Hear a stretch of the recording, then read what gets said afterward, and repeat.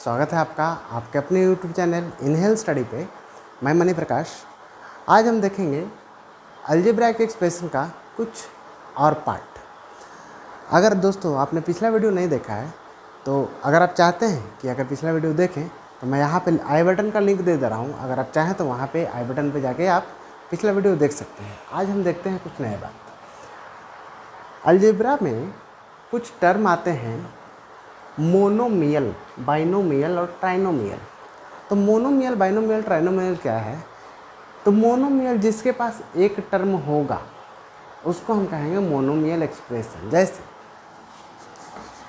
3x लिखा हो, 6x लिखा हो, 2x क्यूब लिखा हो, 7x स्क्वायर y लिखा हो एंड इट इज। इसमें देखिए सिर्फ और सिर्फ एक ही टर्म आ रहा है। 3x एक है, 6x एक है, ये एक अलग अलग तो नहीं है। तो इसको हम कहेंगे ये मोनोमियल एक्सप्रेशन। बाइनोमियल में क्या होता है? बाई मतलब होता है दो,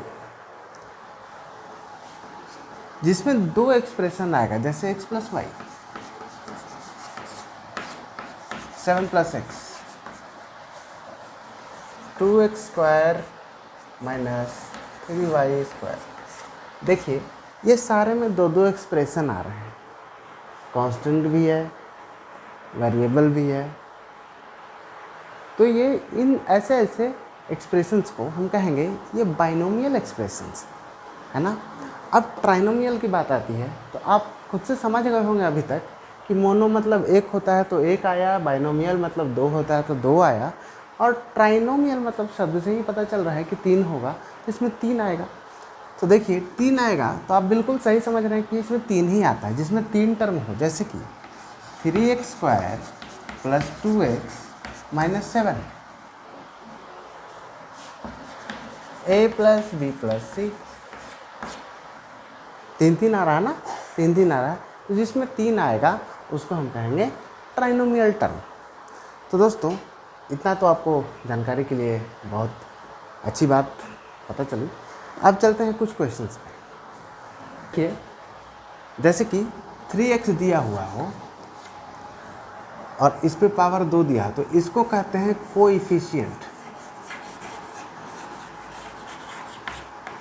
और इसको कहते हैं कांस्टेंट। ये तो आपको मालूम था, पहले से पता था आपको।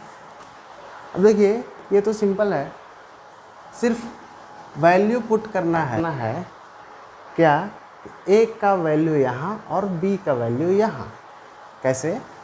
6 मतलब क्या? 6 इंटू ए है प्लस 2 इंटू बी है ना। ये तो आपको मालूम ही होगा। देखिए 6 इंटू ए का वैल्यू कितना? 2 है तो 2 रख दीजिए, प्लस 2 इंटू बी का वैल्यू कितना है? 3 है तो 3 रख दीजिए। अब बताइए 6 12 प्लस 2 3 जा 6 कितना आ गया? आंसर आ गया 18। यही हो गया आंसर। तो इसी में अगर इसी में पावर दे दे, एक्सपोनेंट के साथ दे दे, कुछ और टर्म दे दे, जैसे कि a की जगह पे x दे दे, यहाँ भी a की जगह पे x दे दे, यहाँ भी y, यहाँ b की जगह पे y दे दे और यहाँ पे y दे दे, तो क्या कीजिएगा? वही चीज़ है, सिर्फ फिगर फेस चेंज हुआ है। अगर यही दे दे कि a का वैल्यू 2 है, b का वैल्यू 3 है और दे दे 2a square minus plus 3b cube, तो कैसे कीजिएगा?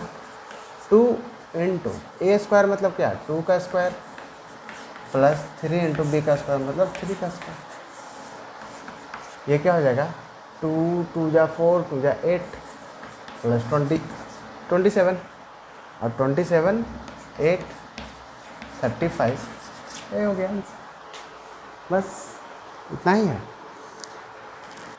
देखिए इसको ऐड करना है तो इसको ऐड करने का आप दो तरीके से ऐड कर सकते हैं। एक तो ट्रेडिशनल मेथड से, जैसे करते आए हैं 3a minus 2b plus 5c।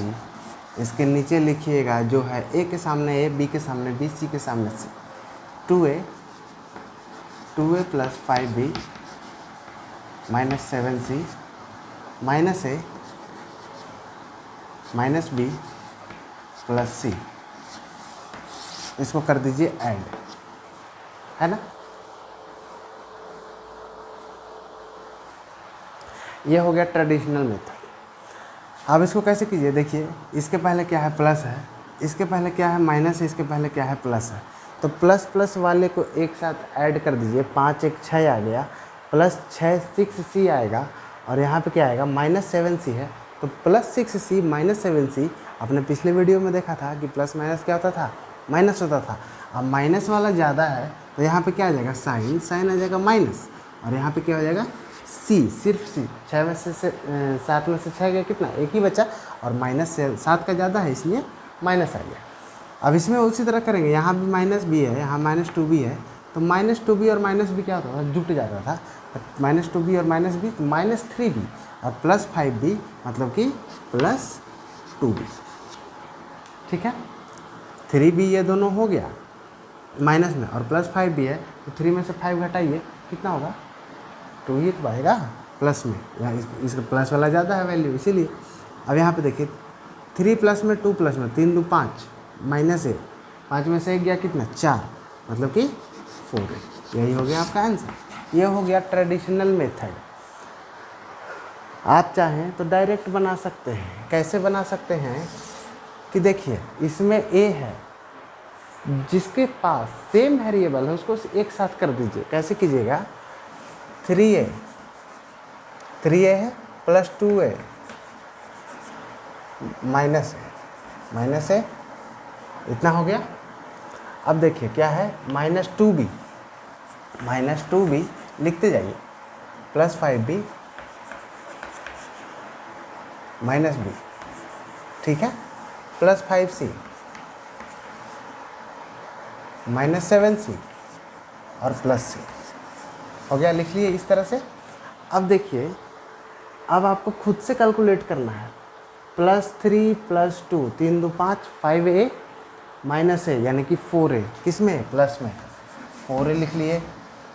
ठीक है, अभी 4a लिखना है, प्लस में आया है, इसके आगे अभी नहीं लिखना है। a तो a का काम हो गया ख़त्म। अब आते हैं b पे, तो यहाँ पे -2b +5b और -b, तो माइनस माइनस को एक साथ जोड़ लेते हैं, -3b आ जाएगा, और +5b तो क्या आ जाएगा, +2b आ जाएगा, +2b तो प्लस, यहाँ पे माइनस में आया है तो +2b हो जाएगा, 2b हो गया। अब यहाँ पे देखिए, यहाँ +5c है, यहाँ भी +5c है, तो 6c आ जाएगा, +6c, यहाँ -7c है, तो +6c और -7c कितना होता था, -c होगा, क्योंकि माइनस ज़्यादा है, तो -c, और ये हो गया आपका आंसर। देखिए तो यही चीज़ आया है कि नहीं आया है, बिल्कुल आया है। तो आपका मन जैसे आपको बनाना है वैसे बनाइए, आंसर दोनों में सेम ही आने वाला है, बस आपको माइनस और प्लस का ध्यान देना होगा। अब आते हैं सब्ट्रैक्शन का एक क्वेश्चन पे, 5x एंड 2x, ठीक है। अब इसको घटाना है, तो घटाइएगा कैसे, तो 5x - 2x, ये तो आप सिंपल है कि 5x - 2x कर दिए तो आ जाएगा 3x। ट्रेडिशनल मेथड में कैसे कीजिएगा, 5x कीजिएगा 5x और यहाँ 2x कीजिएगा। अब इसमें क्या होता है कि जो इसका साइन रहेगा ना, उसका अपोजिट एक साइन नया बन जाता है यहाँ पे, तो यहाँ प्लस है तो यहाँ आ जाएगा माइनस आ गया। अब इसके पास तो प्लस है और इसके पास क्या है, माइनस हो गया। अब ये साइन नहीं लेना है हमको, अब इस वाले साइन से काम करना है। इस वाले साइन से काम कीजिएगा तो क्या होगा, 5x और -2x कितना, 3x। बताइए, ये इससे भी वही आया, इससे भी वही आया।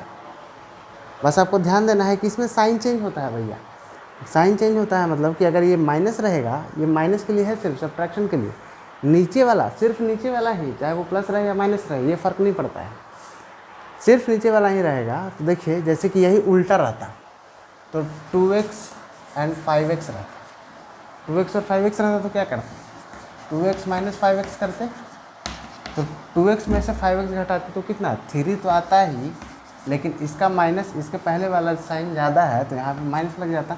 अब यह ट्रेडिशनल मेथड्स बना के देखिए, 2x और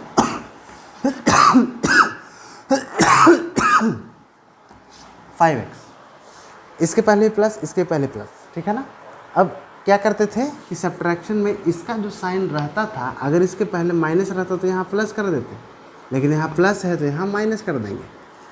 अब जो भी ऑपरेशन होगा इस वाले साइन से ही होगा, मतलब इसका साइन अब माइनस में आ गया और इसका साइन प्लस में तो है ही। तो यहाँ पे +2x, यहाँ पे -5x, बताइए कितना होगा, +2x -5x, तो 3x तो होगा ही। अब 5 के पास माइनस में है तो यहाँ पे माइनस हो जाएगा। अब देखिए ये भी वहीं आ गया, ये भी वहीं आ गया, है ना, समझ गए। अब देख ये है इतना फ्रॉम इतना। अब फ्रॉम का मतलब क्या होता है, ये तो आपको पहले से आपने पहले से करते आ रहे हैं आप। तो फ्रॉम मीन्स पहले इससे इसको घटाना है ना। तो क्या है 3a -7b + 4c। अब इसमें से घटाना किसको है, 5a + 7b - 2c, इसी को घटाना है ना। तो ट्रेडिशनल मेथड में क्या कहते थे कि जो नीचे वाला साइन रहेगा उसका साइन चेंज हो जाता है, माइनस है तो प्लस हो जाएगा, प्लस है तो माइनस हो जाएगा, यहाँ प्लस है तो माइनस हो जाएगा। अब जो साइन रहेगा इस वाले साइन से इसका काम करना है, इसको भूल जाना है, इसका अब कोई काम नहीं है, अब इसी से करना है। तो प्लस और प्लस 4 2 6c, प्लस में माइनस और माइनस 7 7 14b, माइनस में अब क्या होगा +3 -5 मतलब -2a। यही हो गया आपका आंसर। अब देखिए दूसरे मेथड से करते हैं। क्या फ्रॉम है तो 3a -7b + 4c, क्या कहता है फ्रॉम, माइनस है ना तो माइनस करेंगे, माइनस कर दिए किसको, इसको, तो करिए 5a + 7b - 2c हो गया। अब देखिए 3a -7b + 4c हो गया। अब देखिए आपको ये साइन कन्वेंशन याद करना है, माइनस माइनस क्या होता था, इसके पहले कुछ नहीं है, इसका मतलब क्या है, प्लस है। इस ब्रैकेट का मतलब होता है क्या, इनटू, तो माइनस यहाँ प्लस यहाँ, तो प्लस माइनस माइनस हो जाएगा, क्या हो जाएगा 5a हो जाएगा, प्लस यहाँ भी है माइनस यहाँ भी, फिर से माइनस हो जाएगा 7 भी हो जाएगा, यहाँ माइनस क्या हो जाएगा, प्लस हो जाएगा 2c। ठीक, अब देखिए अब जो साथ वाला है उसको साथ में कर दीजिए, सेम वेरिएबल वाले को, यहाँ a है यहाँ भी a है, तो +3a -5a कितना हो जाएगा, +3a -5a -2a आ गया। अब यहाँ b a का तो काम खत्म है, वे है ही नहीं, तो 7 -7b यानी कि -14b। अब क्या होगा +4c + 2c + 6c। अब यही आपका आंसर। अब बताइए इस वाले आंसर में और इस वाले आंसर में क्या फ़र्क है, कोई फ़र्क नहीं है, यानी कि ये भी सही है और ये भी सही है, ठीक है ना। अब जो आपको आसान लगे, जैसा आपका मन वैसा आप बनाइए, लेकिन मैं बोलूँगा कि आप इसी मेथड से बनाइए, आपके लिए बेनिफिशियल होगा।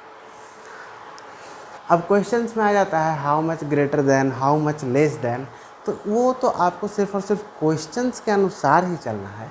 कि कोई भी मान लीजिए कि 4 है, 4 हम लिख दिए, 4 लिख दिए और यहाँ पे 6 लिख दिए, तो हम पूछेंगे कि 4 जो है 6 से कितना छोटा है, तो क्या कीजिएगा, इसको इसमें घटा दीजिएगा। क्वेश्चन तो आपको समझ में आ रहा होगा, दिया रहेगा इसी तरह से, आप अपने बुक्स में देखिएगा। अगर आप सॉल्यूशन पहले कीजिए, अगर आपको नहीं आता है तो वीडियो पर कमेंट दीजिएगा, आप जैसे ही कमेंट दीजिएगा मैं वीडियो बना के आपके पास तुरंत भेज दूँगा। पहले मैं जो समझा रहा हूँ वो समझिए, जहाँ पे समझा रहा हूँ कि अगर 6 और 4 दिया हुआ है तो हम पूछ देंगे कि 4 जो है 6 से कितना छोटा है भैया, तो क्या कीजिएगा 6 में से 4 घटा दीजिएगा, तो जितना आंसर आएगा वही बोलिएगा। 6 में से अगर 4 घटा दिए तो आ गया 2, तो आप तुरंत बता दीजिएगा 2 ही तो छोटा है ना। यही चीज़ हम उल्टा बोल दें कि 6 जो है 4 से कितना बड़ा है, हैं? तो क्या कीजिएगा, फिर आप इसी को घटाइएगा, घटा के बताइएगा कि 4 जो है 6 से 2 बड़ा है, यानी कि 4 में 2 जोड़ देंगे तो 6 आ जाएगा। तो आपको हर एक क्वेश्चन को इसी तरह से इंटरप्रेट करके डील करना है। आगे क्वेश्चंस आपको अलजेब्रा के एक्सप्रेशन में भी दिया रहेगा कि मान लीजिए दिया रहे 3x कितना बड़ा है 1 से, कितना बड़ा है, मान लीजिए 3x 1 से कितना बड़ा है, तो क्या कीजिएगा 3x - 1, जो आएगा उतना ही बड़ा होगा ना, इससे ज़्यादा तो नहीं होने वाला है। हम बोलेंगे कि 3y स्क्वायर 2y स्क्वायर से कितना बड़ा है, 2y स्क्वायर से कितना बड़ा है, तो क्या कीजिएगा 3y square minus 2y square मतलब y स्क्वायर, इतना ही तो बड़ा है, इससे ज़्यादा है नहीं है, इतना ही बड़ा है। तो आपको क्वेश्चंस को इसी तरह से इंटरप्रेट करके हर एक क्वेश्चंस को जैसे जैसे दिया हुआ है आपको डील करके सॉल्व करना है। सिंप्लीफिकेशन आपको आता ही है। आपको सबसे पहले बोर्ड मास याद रखना है, बोर्ड मास याद रखना है। बोर्ड मास के हिसाब से ही आपको हमेशा चलना होगा। BODMAS bracket of division multiplication addition subtraction. उसके बाद साइन कन्वेंशन याद रखना है। साइन कन्वेंशन सबसे पहले साइन का हमेशा ध्यान रखिए। साइन अगर आपका एक भी गलती होता है तो पूरा का पूरा आंसर गलत हो जाएगा। उसके बाद साइन कन्वेंशन के बाद आपको वेरिएबल्स का ध्यान देना है, कोई छूट तो नहीं रहा है, कोई बच तो नहीं रहा है। फिर कांस्टेंट पे ध्यान देना है और इस तरह सारे को एक से एक पे एक सॉल्यूशन देते जाइए, आपका आंसर खुद से ही निकलता चला जाएगा। तो दोस्तों आज के लिए इतना ही। आई होप आपको बहुत अच्छे तरह से ये सारी बातें समझ में आई होंगी और आप बुक्स पे प्रैक्टिस कीजिए। अगर आपको क्वेश्चन नहीं बनता है तो आप कमेंट सेक्शन में कमेंट करके दे सकते हैं, मैं आपको उस क्वेश्चन का वीडियो बना के आपके पास तुरंत भेज दूँगा। दोस्तों अगर आपको ये वीडियो अच्छा लगा तो इस वीडियो को लाइक कीजिएगा, सब्सक्राइब कीजिएगा, शेयर कीजिएगा अपने दोस्तों में ताकि उन्हें भी समझ में आ सके। बेल बटन दबा लीजिएगा ताकि मैं जो भी वीडियो डालूँ आपके पास तुरंत पहुँच जाए। दोस्तों आज के लिए अलविदा लेते हैं। धन्यवाद, मिलते हैं अगले वीडियो में।